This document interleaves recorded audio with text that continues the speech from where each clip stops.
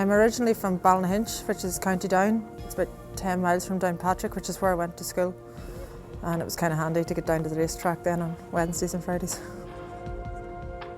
Dad always had horses at home, hunting and a few mares and their young stock. And as he kind of got on and we got older, there was a few pointers about home. I started hanging about the yards where they were in work and kind of progressed from there. I was working in Coolmore, Australia for a year, and I came home, spent a bit of time at home with the horses there, and Dad foaling mares for various people. A job opportunity came up in Willie's and wasn't hard convinced to take it now. Working in a busy yard like this is, I suppose, chaos a lot of the time.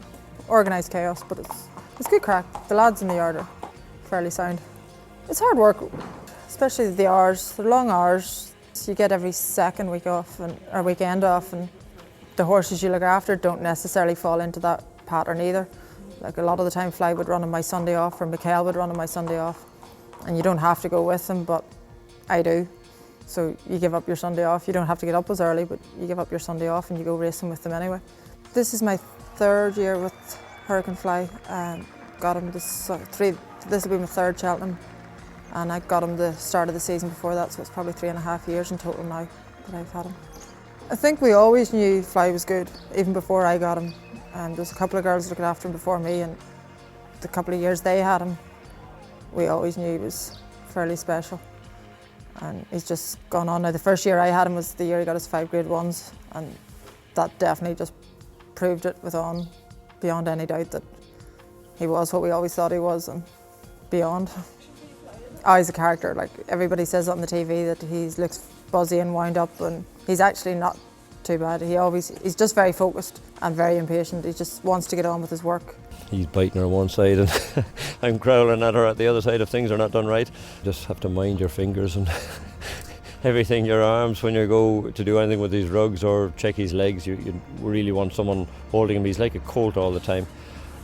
He's just very coltish, I suppose, in his ways, but that's him, and if he's not like that, he's not right. I suppose riding him is probably the easiest thing to do with him. Gail gets all the hardship inside in the stable often, but no, once you know him, he's fairly straightforward, and it's nice to be riding out a good one like him. He's grown up a lot, I think. Every year he's been here, he's grown up. He's relaxing a lot better in his races and at home now, and hopefully that can only stand him, you know.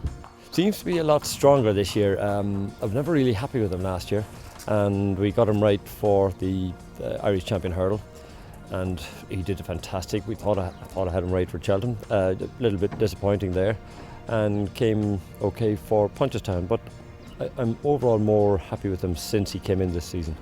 We train him a little bit different, and he's a little more settled at home, I think. But as we come near a race, then we try and maybe G him up. Last year was maybe all about settling. This year we're probably trying to get him back to what he was, you know, and I think it's working all right. Watching his races now, be nervous pressure that he has a high expectation to live up to now. Like, I know he can do his job and I know he can do it really well, but there's just that he's supposed to do it every time he turns up, which I suppose isn't really an expectation on the other horses. They get their good days and the days where there's something else fancied in the race. Fly seems to have it every day.